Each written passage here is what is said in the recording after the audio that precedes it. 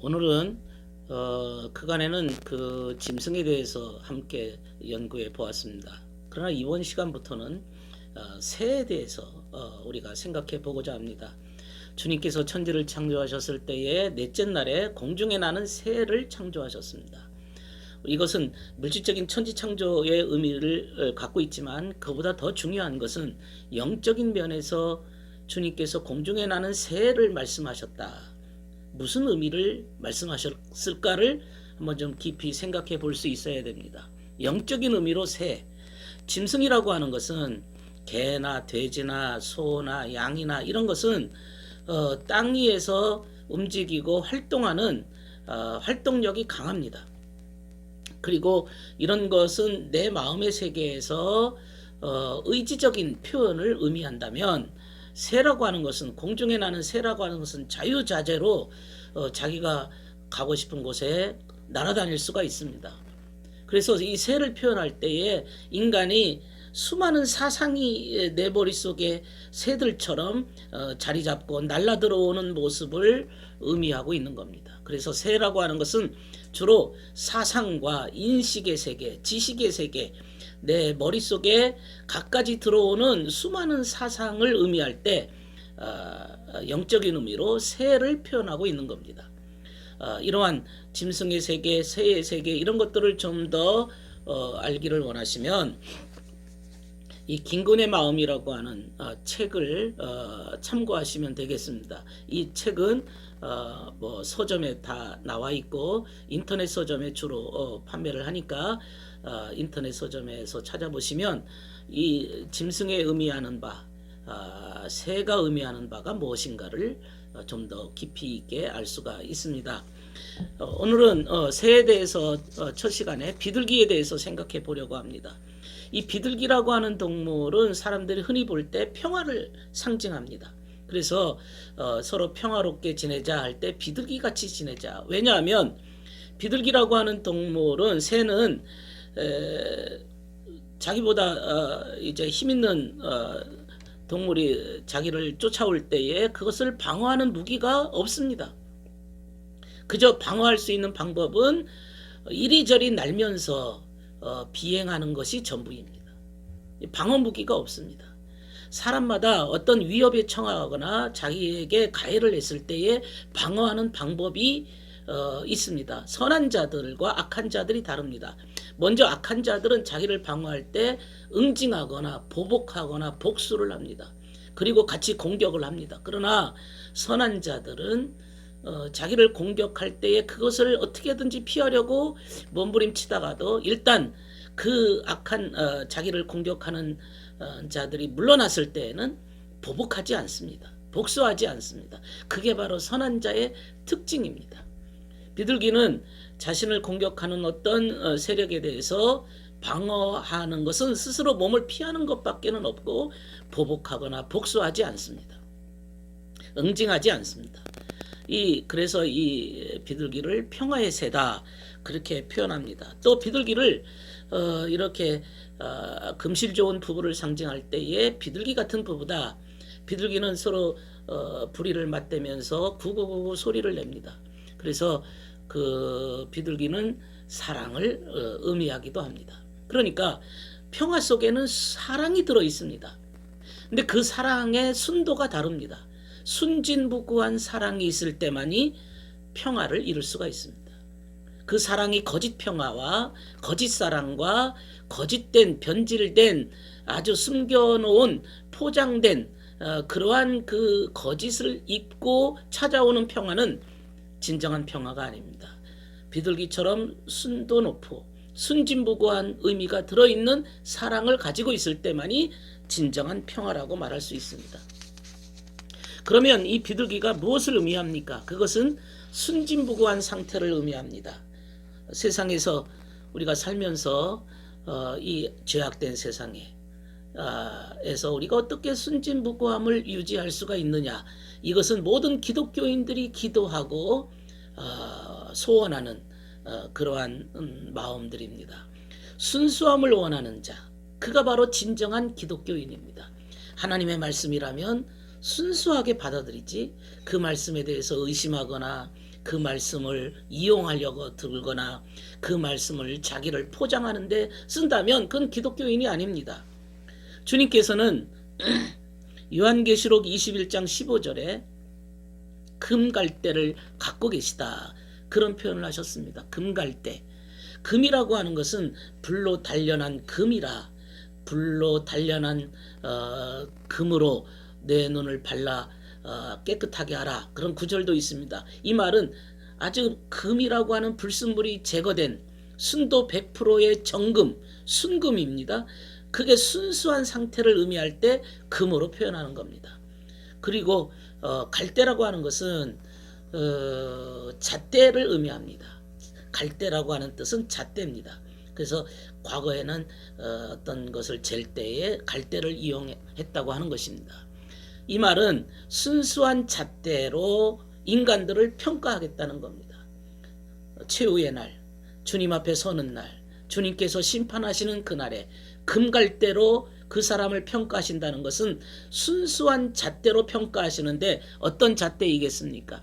순진무구의 잣대입니다. 진실로 순수한 마음으로 네가 주님을 따랐느냐, 아니면 네가 억지로 강제로 환경에 따라서 분위기에 맞춰서 주님을 믿었느냐, 이 차이를 재볼 것입니다.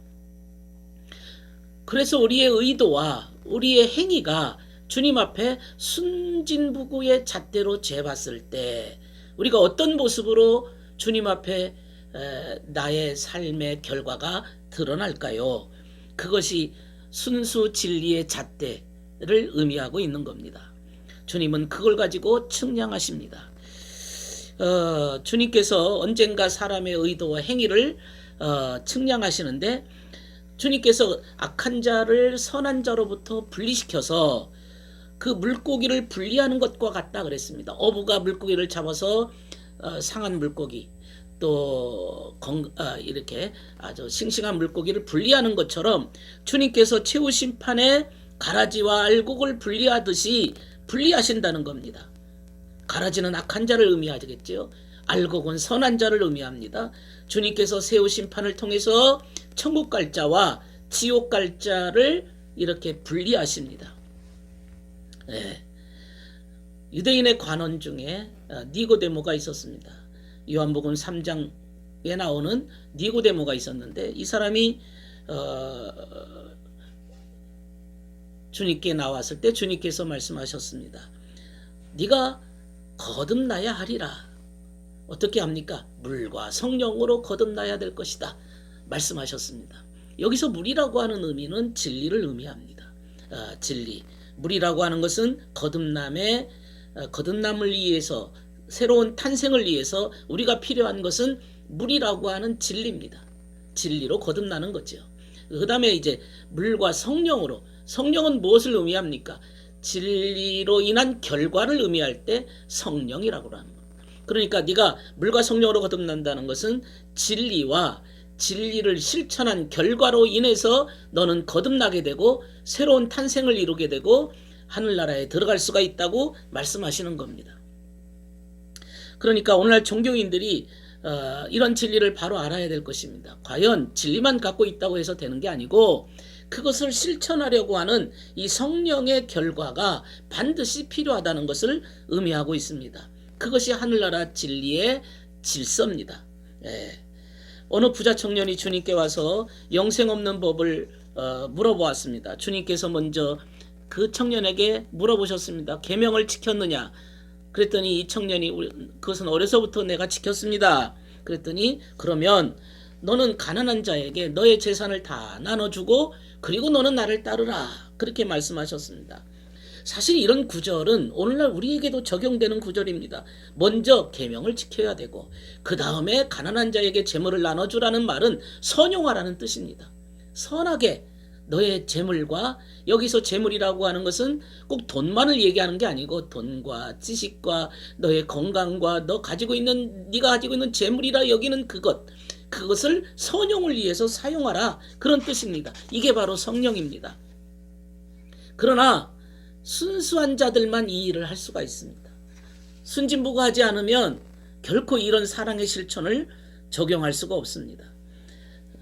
그러므로 우리는 이런 내 마음속에 이 순진무구, 비둘기 같은 사상, 비둘기 같은 마음이 있느냐를 스스로 이렇게 살펴보아야 할 것입니다. 무엇으로 살펴볼까요? 첫째는 이성입니다. 내가 가지고 있는 이성적 진리로 인해서 먼저 이게 옳고 그름을 판단해야 됩니다. 내가 지금 바르게 살고 있는가? 내가 지금 바르게 실천하고 있는가? 내가 진리의 계명대로 살고 있는가를 이성을 통해서 먼저 이것을 판단해야 되고, 그 다음에 더 높은 차원이 있습니다. 그것은 양심입니다. 양심 속에 하나님의 진리가 있기 때문에 이것은 하나님이 인간에게 천부적으로 세상으로부터 배운 게 아닙니다. 하나님이 인간에게 부여해 주신 선 지식입니다. 이 양심으로 자신의 삶을 분별하는 그러한 눈을 가져야 됩니다. 이렇게 이성과 양심이 선악을 구분하는 데 사용하는 겁니다. 오늘날 국회의원들이 국회에서 법을 만드는데 정말 이 백성을 위해서, 이 나라를 위해서, 우리의 후손들을 위해서 무슨 법을 만들 것인가, 아니면 자기 당략을 위해서 법을 만들 것인가, 이거를 구분해야 하는 관점은 바로 이성과 양심입니다. 내가 이성과 양심 앞에서 이 법을 만들었을 때 과연 이러한 백성들이 편안하게 살고 이 백성들에게 도움을 주고 유익을 주는 그런 법인가를 먼저 스스로를 돌아보면서 이 법을 제정해야 할 것입니다. 그렇지 않고 이 법으로 인해서 다른 사람을 억압하거나 지배하려 들거나 다른 사람의 재산을 빼앗는데 사용하려고 한다면 그는 악법 중에 악법이고, 그는 자신의 이성과 자신의 양심 앞에서 심판을 받아야 될 것입니다. 왜냐하면 선악을 알게 하는 눈이라고 하는 것은 이성과 양심이기 때문에 그렇습니다. 거기다가 이제 비둘기는 제사 짐승으로 사용했습니다. 제사 지낼 때는 레위기 12장 6절에 너희가 아들과 딸을 낳았을 때 정결해지기 위해서 속죄제를 위해 집비둘기 새끼나 산비둘기를 회막문 제사장에게로 가져갈 것이다. 이런 구절이 있습니다. 여기서 이 제사장에게 가져간다는 것은 제사장이라고 하는 선 앞에 가져가는 거예요. 천국으로 가져가는 거예요. 네 영혼이 깨끗해지기 위해서 주님 앞에 속죄제를 드려야 되는데, 속죄제를 드리기 위해서는, 너의 죄가 용서받기 위해서는 집비둘기 새끼, 산비둘기, 한마디로 순진무구를 가지고 가야 된다. 순진무구를 가져가지 않고서 너가 정결해질 수가 없고 속죄제를 드릴 수가 없다는 거죠. 이것이 오늘날 우리에게도 사용되는 겁니다. 우리에게 산비둘기나 집비둘기 새끼 같은 그러한 순진무구한 것을 가지고 우리의 삶에 적용을 해야 됩니다. 이것이 과연 순진무구에 벗어난 것인가, 아니면 내 인간의 의도와 변질된 사상과 인간의 욕심과 지배욕이 가득 차 있어서 내가 그저 이것을 가지고 세상에서 편리하게 욕심부려서 살기 위한 도구로 쓰임받고 있느냐, 이것을 스스로 판단해야 됩니다. 시편 55편 6절에 보면 만일 내게 비둘기같이 날개가 있다면 날아가서 편히 쉬리로다. 비둘기같이 날개가 있다면, 여기서 비둘기가 날개짓 한다는 거죠. 비둘기가 날개짓 한다는 것은 비둘기의 순수한 진리를 가지고 실천한다는 뜻입니다. 비둘기의 날개짓, 이것은 진리의 실천을 의미합니다. 그냥 실천이 아니고 순수한 마음의 자세를 가지고 진리를 실천한다는 겁니다. 그리고 날아가서 편히 쉬리로다. 진리의 안식에 안착한다는 것입니다. 쉰다는 것은 이게 그냥 편하게 잠만 자는 게 아니고, 쉰다는 것은 질서정연한 상태가 이루어졌을 때 쉰다, 이런 뜻입니다. 내가 너희를 편히 쉬게 하리라 주님께서 말씀하셨는데, 그 쉬게 한다는 말도 잠만 재우는 것이 아니고 질서정연한 상태, 모든 것이 완벽하고 안정되고 너 이 땅에서의 인간의 본연의 모습과 가장 일치한 상태로 너를 질서정연하게 도와주겠다, 이런 말씀입니다. 질서정연한 상태를 의미하는 겁니다. 이 말은 진리가 너희를 자유케 한다는 말하고 일맥상통하는 구절입니다. 진정한 자유라고 하는 것은 진리가 있을 때만 가능하고, 진정한 자유라고 하는 것은 진리로 인해서 내 삶의 변화가 왔을 때만 자유가 있는 것이지, 그냥 진리만 가지고 그냥 입으로만 외친다고 해서 자유가 오는 것은 절대 아닌 거지요. 그러려면 진리가 순진무구해야 됩니다. 비둘기 같은 상태가 되어야 됩니다. 그래서 요단강에서 주님께서 나오실 때 마태복음 3장 16절에 성령이 비둘기같이 그에게 임했습니다. 성령이 비둘기처럼. 이게 뭡니까? 주님께서 성령이 비둘기같이 내려오신다. 이 말은 하늘의 그 순진무구한 지혜가, 하나님의 지혜가, 순진무구한 지혜가 성령이 주님 안에 머물게 되신 겁니다. 주님의 지성 속에 들어오신 겁니다. 이 비둘기 같은 순진무구한 마음의 상태, 정말 주님께서 비둘기를 제사용으로 사용하신 이유가 있다는 사실입니다. 비록 보잘것없어 보이고 힘도 없지만은, 그러나 그 속에는 하늘의 최고의 새입니다. 평화의 새며 순수한 사랑의 새이며 순수한 진리의 새라고 하는 것이고, 그 새만이 주님의 선하심에 도달할 수가 있는 겁니다. 주님의 선하신 상태에 도달할 수가 있는 겁니다. 전에 노아가 창밖에 홍수가 났을 때에 이제 배가 둥둥 떠다닙니다. 그때 창밖으로 비둘기를 내보냈습니다. 그랬더니 비둘기가 머물 곳을 찾지 못하고 다시 돌아왔습니다. 왜 그랬을까요? 비둘기가 아무것도 찾지 못하고 다시 돌아온 이유는 세상이 너무 악하고 세상이 너무 거짓되고 세상이 너무 더러워져서 비둘기가 머물 곳이 없었다는 뜻입니다. 영적인 의미를 얘기하는 겁니다. 그리고 다시 이제 시간이 지나서 이제 비둘기를 내보냈더니 비둘기가 올리브 잎사귀를 입에 물고 돌아왔습니다. 이것이 우리의 희망입니다. 이것이 우리의 희망입니다. 비둘기가 올리브 잎사귀를 물고 들어왔다는 것은 하나의 징조가 보인 겁니다. 선의 징조가 보인 겁니다. 올리브 잎사귀를 입에 물고 들어왔다는 것은 진리가 싹이 텄다, 이런 뜻입니다. 사람들의 마음속에 거짓이 점점 물러나고 그 하나님의 진리를 사람들의 마음속에 서서히 싹이 터서 비둘기가 그 마음속의 진리를 입에 물고 다시 돌아온 겁니다. 이것이 우리의 구원의 희망입니다. 구원의 희망입니다. 올리브 잎사귀, 그것이 구원의 희망입니다. 올리브라고 하는 것은 감람나무 잎이거든요. 그러니까 최고의 하늘의 그 진리를 의미하는 겁니다. 우리가 이 비둘기처럼 평화와 순수 진리와 순수 사랑이 우리 마음의 세계에, 주님이 요단강에서 비둘기가 머문 것처럼 우리 안에 내면 세계에 이런 것이 계속 머문다면 우리는 진정한 그리스도인, 진정한 기독교인, 진정한 교회, 진정한 나라가 될 것입니다. 이런 마음으로 우리가 살아야 될 것입니다.